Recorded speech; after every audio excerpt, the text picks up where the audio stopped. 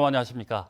정체 전선의 영향으로 많은 비가 내리면서 산림청이 오전 11시를 기해 경북에 대한 산사태 위기 경보를 관심에서 주의로 한 단계 높였습니다. 주의는 산사태 위기 경보 4단계 중 두 번째 단계이며 위험이 높아지면 경계, 심각 단계로 상향 발령됩니다. 산림청은 긴급 재난 문자나 마을 방송 등에 귀 기울이고 유사시의 안내에 따라 신속하게 대피해 줄 것을 당부했습니다. 오늘 0시 기준 포항의 코로나19 확진자는 1,416명으로 전날보다 107명 줄었습니다. 시군별 신규 확진자 수는 경주 584명, 울진 110명, 영덕 80명, 울릉 11명입니다. 경북 지역 코로나19 사망자는 3명이 늘었고 병상 가동률은 41.9%입니다. 경주시가 외동 3산업단지 내 시유지 매각을 추진하려 하자 시민단체가 헐값 매각이라며 크게 반발하고 나섰습니다. 의회가 2번이나 시유지 매각을 부결했는데 경주시가 다시 추진할 계획이어서 의회 심의 결과에 따라서 갈등이 커질 것으로 보입니다. 임재국 기자입니다. 경주시 외동읍 냉천리 외동 3산업단지 예정지입니다. 전체 10만여 제곱미터 규모로 경상북도 심의와 국토부 지정계획 반영 후 경주시가 지난해 산업단지 계획을 승인했습니다. 승인 이후에 경주시가 예정지의 33%인 3만 6천여 제곱미터 규모의 시유지 매각에 나섰습니다. 이미 지난 3월과 6월 경주시 의회가 특혜 소지가 있다며 시유지 매각을 부결한 이후 또다시 추진하려는 것입니다. 경주 지역 시민단체는 경주시가 감정평가한 부지 가격은 3.3제곱미터에 7만 4천 원, 재정 수입은 8억 3천여만 원에 불과하다며 반발하고 있습니다. 산업단지 인허가 과정에도 의혹이 있다며 시유지를 매각하는 대신에 공익 목적으로 활용할 것을 촉구했습니다.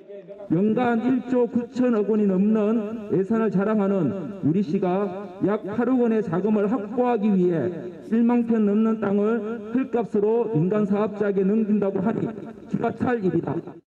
경주시는 산업단지 개발 계획에 당초 시유지가 포함돼 있고 승인 절차에는 문제가 없다며 산업단지 조성에 필요성이 있다고 설명했습니다.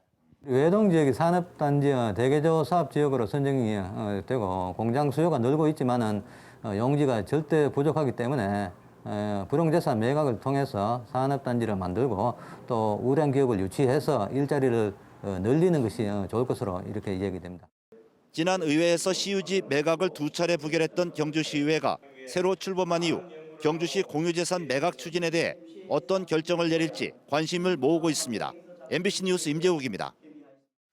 현대제철 등 11개 철강업체가 조달청이 연간 1조 원 규모로 발주하는 철근 입찰에서 담합한 사실이 드러나 2천억 원대 과징금을 물게 됐습니다. 공정거래위원회는 2012년부터 2018년까지 조달청이 발주한 철근 연간 단가계약 입찰에서 사전에 낙찰 물량을 배분하고 입찰 가격을 합의한 제강사 7개와 아변사 4개 등 11개 회사에 과징금 2,565억 원을 부과했습니다.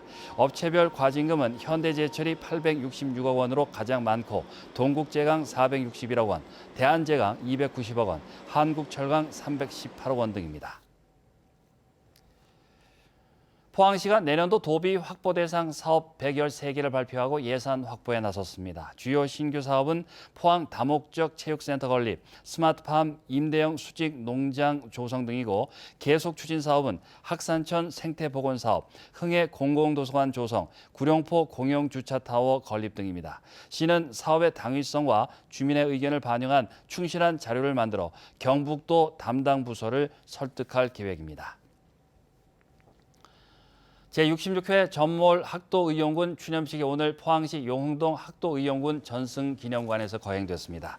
행사에는 생존 학도의용군 및 유족, 보훈단체 회원 등이 참석했으며 추념사, 포항 여중 전투에서 사망한 이유군 학도병 편지 낭독, 학도의용군 찬가 재창의 순서로 진행됐습니다. 학도의용군 추념식은 1950년 8월 11일 포항 여중 전투에서 사망한 48명과 기계 안강 전투, 형산강 전투 등 포항지구 전투에서 사망한 영령들을 기리는 행사입니다. 홍준표 대구시장과 권기창 안동시장이 대구 수돗물의 원수를 안동댐과 이마댐에서 가져오는 데 대해 전격 합의했습니다. 대구시장은 구미시와는 논의는 중단하겠다면서 최근 취소한 다변화 협약을 맺으며 구미에 하기로 했던 모든 지원을 안동에 하겠다고 선언했습니다. 안동시장은 안동에 도움이 되는 모든 협력을 받겠다고 화답했습니다. 권윤수 기자입니다. 홍준표 대구시장과 권기창 안동시장이 대구 취수원 문제를 논의하기 위해 대구에서 만났습니다. 홍 시장은 구미가 물 문제를 두고 갑질하는 것을 두고 보지 않겠다며 구미시를 놔두고 안동과 협의하겠다고 밝혔습니다. 구미 공단 때문에 대구 시민들이 250만이 고통을 받고 사는 게 몇 년인데 이런 식으로 구미시에서 그렇게 갑질을 할 바에는 구미시를 제껴버리고 안동하고 직접 연결해서 수장공사에 제의를 남고 수장공사는 적극 찬성입니다. 지난 4월 대구가 구미 해평취수장에서 취소하기로 한 취수원 다변화 협약에서 대구시가 구미시에 일시금 100억 원을 주기로 한 것 등 구미에 약속한 모든 지원을 안동으로 돌리겠다고 덧붙였습니다. 안동에 제약회사 공장을 두고 있는 SK그룹의 최태원 회장에게 안동을 더 키워달라고 요구하겠다고 밝혔습니다. 최태원 회장하고 이야기해서 SK바이오 산업을 안동에 대규모로 키워라. 그리고 안동 경제 발전에 좀 하게 하자. 그렇게 해서 우리가 도와줘가지고 안동을 대폭적으로 한번 발전시키는데 기여를 하는 게 낫지. 안동댐과 이마댐 원수를 대구로 가져오기 위해선 관로건설에 1조 4천억 원이 들 걸로 추산됩니다. 대구시에 따르면 광역 상수도 사업은 국가 사업이기 때문에 관로건설비 가운데 70%는 한국수자원공사가, 나머지 30%는 정부가 부담합니다. 대구시는 수자원공사에 물값을 지불하고 원수를 가져와 처리한 뒤 상수도로 공급합니다. 안동댐과 이마댐 물값이 낙동강 물보다는 비싸 가정에서 한 달에 1,000원 정도는 더 부담해야 할 것으로 예상됩니다. 권기창 안동시장은 광역 상수도망이 구축되면 안동 시민도 혜택을 볼 수 있다며 상응하는 대가를 준다면 물 공급에 적극 나서겠다고 밝혔습니다. 대구에 원수를 공급하기보다는 안동에서 1차 처리한 물을 공급하고 싶지만 관로건설을 추진한 뒤 차차 논의해도 늦지 않다고 설명했습니다. 낙동강 수계만큼이라도 시범 사업으로 강력 상수원 시스템을 만들어야 되겠다는 게 제 파이널 목표예요. 지금 당장 원수다, 정수다라고 결정하기는 어렵지만 어쨌든 궁극적인 목표는 그렇게 가야 된다고 저는 생각을 합니다. 대구시와 안동시는 조만간 취수원 관련 TF팀을 구성해 환경부와 다시 논의하는 등 대구 취수원을 안동으로 옮기는 사업을 빠르게 추진하기로 했습니다. MBC 뉴스 권윤수입니다. 포항시는 추석 명절을 맞아 오는 23일부터 종이형 포항사랑 상품권 700억 원어치를 10% 할인 판매합니다. 종이형 상품권의 경우 개인은 월 한도 50만 원, 연간 한도 400만 원까지 구입할 수 있으며 지역의 166개 금융기관에서 선착순으로 구매할 수 있습니다. 이와는 별도로 포항시는 오는 9월 1일 0시부터 카드형 포항사랑 상품권 200억 원어치를 10% 할인해 판매합니다. 2023학년도 대학 수학능력시험 응시 원서 접수가 오는 18일부터 다음 달 2일까지 진행됩니다. 재학생과 졸업생은 다니거나 졸업한 고등학교에 검정고시 합격자나 기타 학력 인정자, 다른 지역 출신자 등은 대구시 교육청에 접수를 해야 합니다. 접수 때는 신분증과 여권용 규격의 사진 2장이 있어야 합니다. 응시 수수료는 선택 영역 수에 따라 37,000원에서 47,000원, 기초생활수급자 등은 납부 뒤에 되돌려 받을 수 있습니다.